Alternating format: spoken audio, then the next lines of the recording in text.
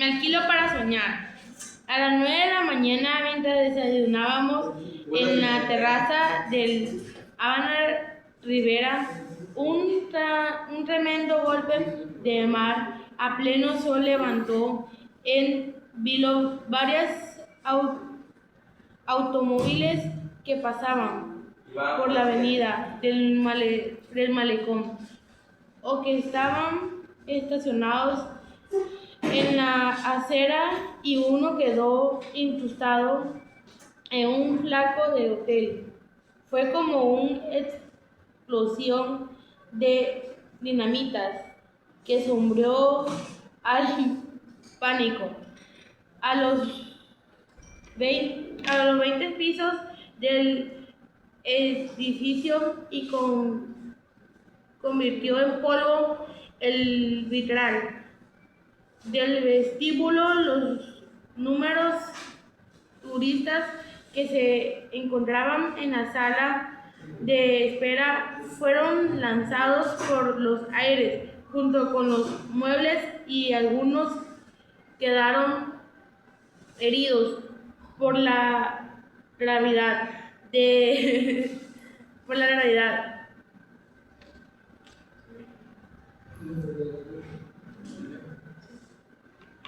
Los alegres voluntarios cubanos, con la ayuda de bomberos, recogieron los destrozos en menos de 6 horas. Clausuraron la puerta del mar y habilitaron otra, y todo volvió a estar orden. Pues no se había ocupado nadie incrustado en el muro, pues se pensaba que era uno de los estacionados en la acera. Pero cuando la grúa lo sacó de la tronera, descubrieron el cadáver de una mujer, amarrada en el asiento del conductor, con el cinturón de seguridad. El golpe fue tan brutal que no le quedó un hueso entero. Tenía el rostro desbaratado, los botones descosidos y la ropa en piltrafas, y un anillo de oro en forma de serpiente con ojos de esmeraldas. La policía estableció que era la ama de llaves de los nuevos embajadores de Portugal.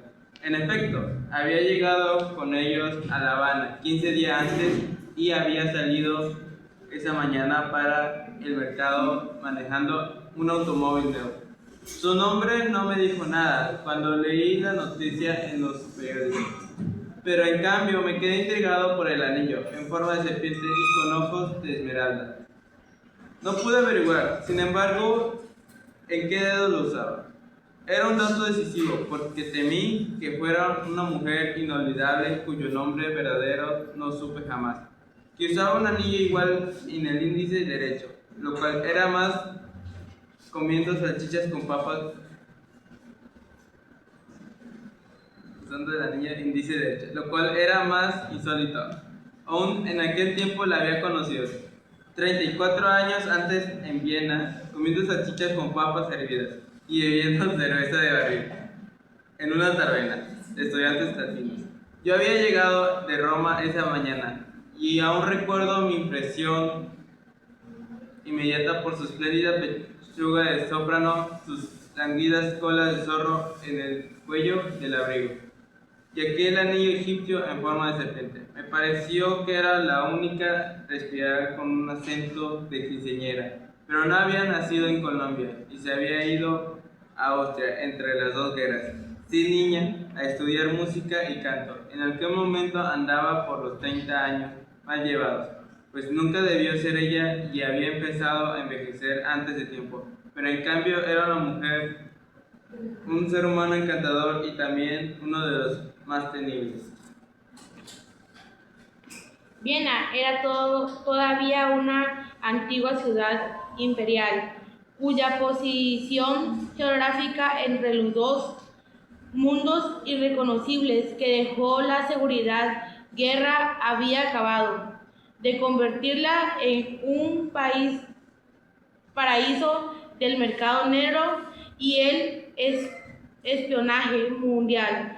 No hubieran podido imaginarme un ámbito más adecuado para aquellas compatriotas fugitivas que seguían comiendo en la taberna estudiantil de la esquina solo por fidelidad a su oriente.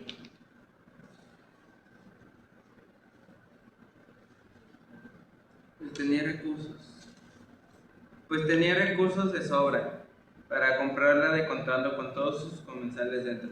Nunca dijo su verdadero nombre, siempre la conocimos con el trabalenguas germánico, que le inventamos a los estudiantes latinos de Viena. Frau Frida apenas me la habían presentado cuando incurrí en la impertinencia feliz de preguntarle cómo había hecho para encantarse de tal mono en aquel mundo tan distante y distinto de sus riscos de vientos del Quindío. Y ella me contestó con un golpe, me alquilo para soñar. En realidad era su único oficio. Había sido la tercera de los 11 hijos de un próspero tendero del antiguo Caldas. Desde que aprendió a hablar, instauró en la casa de la abuela Costumbre de contar los sueños en ayunas, que es la hora que se conservan más puras sus virtudes premonitoras. A los 7 años soñó que uno de sus hermanos era arrastrado por un torrente. La madre, por su superstición religiosa, le prohibió al niño lo que más le gustaba, que era bañarse en la quebrada, pero Frau Frida tenía un sistema propio de vignanos. Lo que ese sueño significa, dijo, no es que se vaya a ahogar, sino que debe comer dulces. La sola interpretación parecía una familia. Cuando era un niño de 5 años que no podía vivir sin sus golosinas dominicales, la madre, ya convencida de las virtudes anfitrionas de la hija, hizo respetar la advertencia con su mano dura, pero al primer descuido suyo el niño se atragantó con una canica de caramelo que estaba comiendo a escondidos y no fue posible salvarlo. Frau Frida no había pensado en aquella facultad pudiera ser su oficio, hasta que la vida la agarró por el cuello en los crueles inviernos de Viena. Entonces tocó para impedir empleo en la primera casa que le gustó para vivir, y cuando preguntaron qué sabía hacer ella, solo dijo la verdad, sueño. Le bastó con una breve explicación a la dueña de casa para ser aceptada, con un sueldo apenas suficiente para los gastos menudos, pero con un buen cuarto y las 3 comidas, sobre todo el desayuno, que era el momento en que la familia se sentaba a conocer el destino inmediato de cada uno de sus miembros. El padre, que era un retinista refinado, la madre, una mujer alegre y apasionada de la música de cámara romántica, y 2 niños de 11 y 9 años. Todos eran religiosos y por lo mismo conpensos a las supersticiones arcaicas, y recibieron encantados a Frau Frida, con el único compromiso de descifrar el destino diario de la familia a través de los sueños. Lo hizo bien, y por mucho tiempo, sobre todo los años de guerra, cuando la realidad fue más siniestra que las pesadillas. Solo ella podría decir a la hora del desayuno lo que cada quien debía hacer aquel día y cómo debía hacerlo. Hasta sus pronósticos terminaron por hacer aquel día y cómo debía hacerlo. Hasta sus pronósticos terminaron por ser la única autoridad de su casa. Su dominio sobre la familia fue absoluto, a un suspiro más tenue por orden suya. Por los días que estuve en Viena, acababa de morir el sueño de casa, y había tenido la elegancia de legarle a ella una parte de sus rentas con la única condición que siguiera soñando para la familia hasta fin de sus sueños.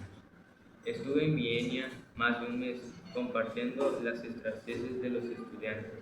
Frau Frida en la taberna eran entonces como fiestas en nuestro régimen de penurias. Una de esas noches, en la euforia de la cerveza, me habló al oído con una convicción que no permitía ninguna pérdida de tiempo. He venido solo para decirle, anoche tuve un sueño contigo, me dijo. Debes irte enseguida y no volver en Viena en los próximos 5 años. Su convicción era tan real que esa misma noche se embarcó en el último tren para Roma. Yo, por mi parte, me quedé tan sugestionado que desde entonces me he considerado sobreviviente de un desastre que nunca conocí. Todavía no he vuelto a casa, a Viena. Antes del desastre de La Habana, había visto a Frau Frieda en Barcelona de una manera tan inesperada y casual que me pareció misteriosa. Fue el día que Pablo Neruda pisó la tierra española por primera vez desde la Guerra Civil. En la escala de un lento viaje por mar hacia Valparaíso, pasó por nosotros una mañana de casa mayor, y en las librerías del viejo Hipóster compró un libro antiguo, desencuadernado y marchito, por el cual pagó lo que hubiera sido un sueldo de 2 meses en el consulado de Raigún. Se movía porque hubiera sido su sueldo de 2 meses en el consulado de Raigún. Se movía por entre la gente como un elefante inválido, con un interés infantil en el mecanismo interno de cada cosa, pues el mundo le parecía un inmenso juguete de cuerda con el cual no inventaba el ladrillo. No he conocido a nadie más parecido a la idea que uno de un papá renacenista, glotón y refinado, aún contra su voluntad, siempre el que presidía la mesa. Matilde, su esposa, le ponía un bebedero, parecía más una peluquería que un comedor, pero era la única manera de impedir que se bañara a salsa. Aquel día, en Cabelleras, fue ejemplar. Se comió 3 langostas enteras descuartizadas con una maestría de cirujano, y al mismo tiempo devoraba con la vista los platos de todos, e iba picando un poco de cada.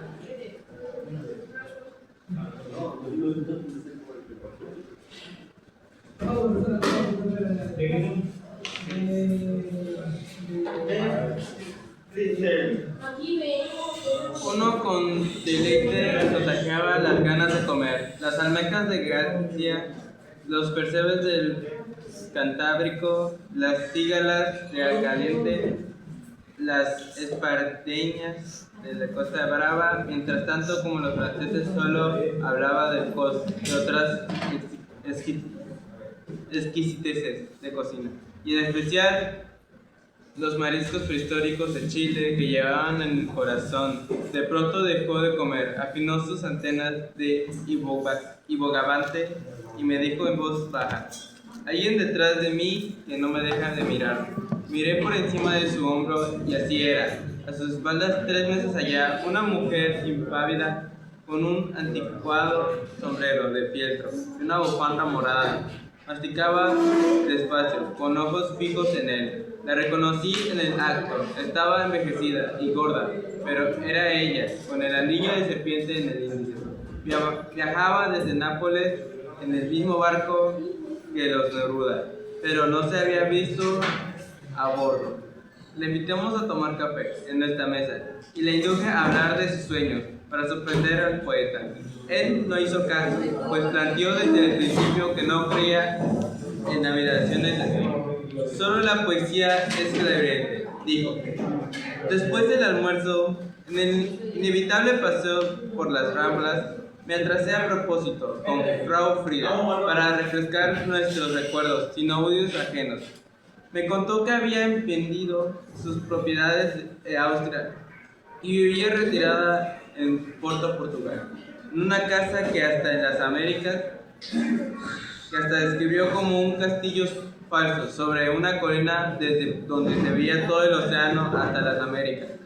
Aunque no lo dijera, en su conversación quedaba claro que de sueño en sueño había terminado de apoderarse de la fortuna de sus inefable patrones de Viena.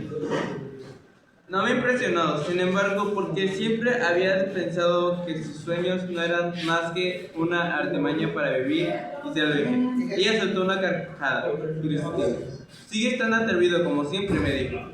Y no dijo más, porque el resto del grupo se había detenido a esperar que Neruda acabara de hablar en jerga chilena, con los loros de la ramba de los pájaros. Cuando reanudamos la charla, Frau Frida había cambiado de tema. A propósito, me dijo, ya que puedes volver a Viena, solo entonces caí en cuenta que habían transcurrido 13 años desde que nos conocimos. Aun si tus sueños son falsos, jamás volveré, le dije. Por si acaso, a las 3 nos separamos de ella para acompañar a Neruda a sus fiestas sobradas. La hizo en nuestra casa, después de un preparativo soluble. Que de algún modo recordaba. La ceremonia del té en el Japón había que abrir una ventana y cerrar otra, pero que hubiera el grado de color exacto y una cierta clase de luz en cierta dirección y una silencio absoluta. Neruda me durmió al instante y despertó 10 minutos y después, como los niños cuando menos pensábamos aprender, en la sala restaurando y con los monogramas. Soñé con esa mujer que sueña, dijo Matilde, quiso que le contara el sueño. Soñé que ella estaba soñando conmigo, dijo él. Eso es Borges, le dijo él. Me miró desecatado. ¿Ya estás escrito?, le preguntó.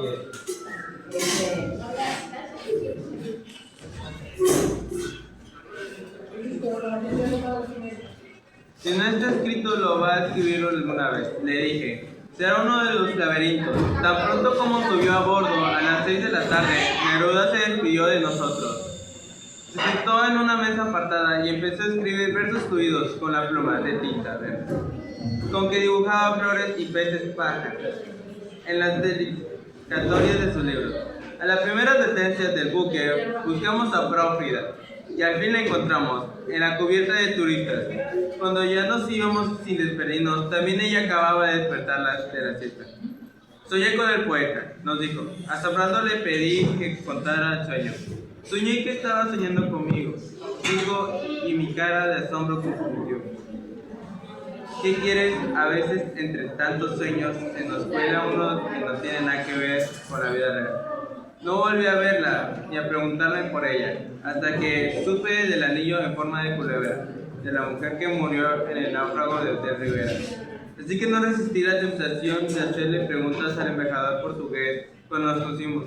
Meses después, en una recepción diplomática, el embajador me habló de ella, con gran entusiasmo y una